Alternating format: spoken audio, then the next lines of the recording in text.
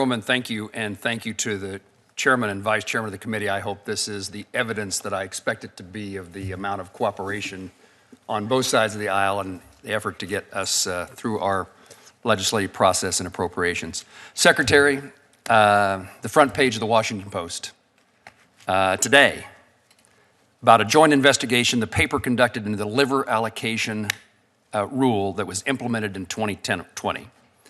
Since that rule was announced in 2018, my former colleague, Senator Roy Blunt, and I have continually flagged for your department how harmful and unfair the rule is to the Midwest and the South. The results of the Washington Post investigation prove that we were correct. Quoting from the Washington Post story, the analysis from data from federal health authorities found sharp declines in life-saving surgeries in Puerto Rico and 7 states, all but one southern and Midwestern: Kansas, Alabama, Louisiana, North Carolina, South Dakota, Iowa, and Pennsylvania. Mr. Secretary, I raised this topic with you the first time you were in front of this committee.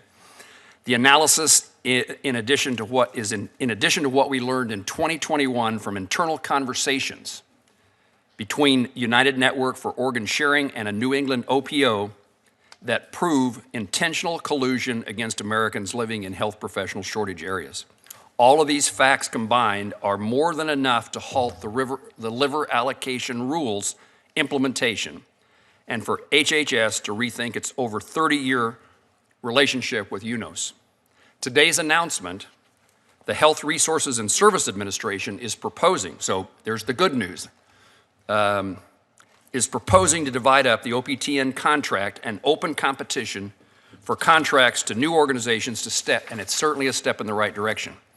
I'm hoping that the department is finally, in my view, taking the life and death battles of Americans, the battles they are facing through the current OPTN system, seriously.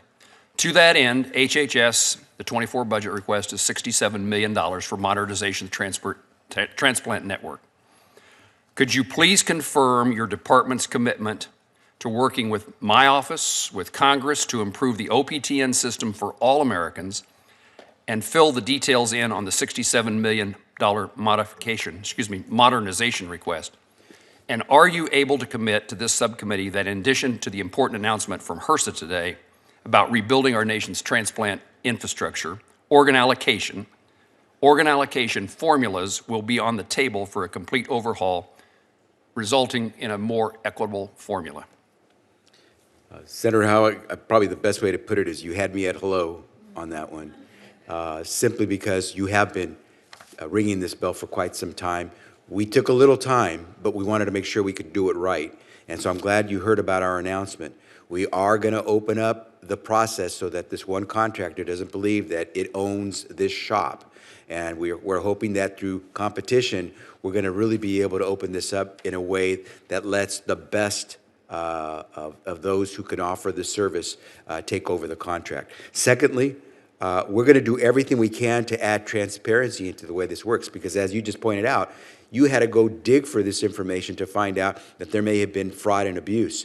We're going to try to move towards much more transparency, especially with the data that they're collecting, because we don't have full sight of where they're sending organs, how they're doing it. And the more we have the data, the more we can show whether they're doing it the right way or not. And so open up the process to the best bidder, make sure we have transparency, and then you mentioned the president is calling for $67 million, so we can do principally one thing: catch up with the times, because the technology that's being used is too outdated.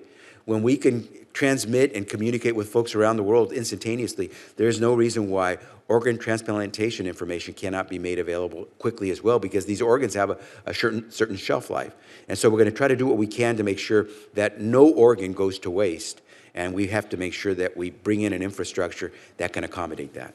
Mr. Secretary, you know as a member of Congress that you get people who bring you problems, and you do things like we call casework, and this started out a bit like that, but it became evident, and I'm glad the department now is apparently seeing this. This is really about life and death, and the analysis that we've seen indicate there are people who have died in those states because of the allocation process that was put in place by a process that was far from even satisfactory. So I thank you. Is there anything that you're not doing that I should insist you do? Please bird dog this. It is not easy. We're trying to, it's not easy to make the boat, the big ship switch direction. And there will obviously be those who lobby to keep the status quo. And so please persist. I will do that. Amen. Thank you. Thank you.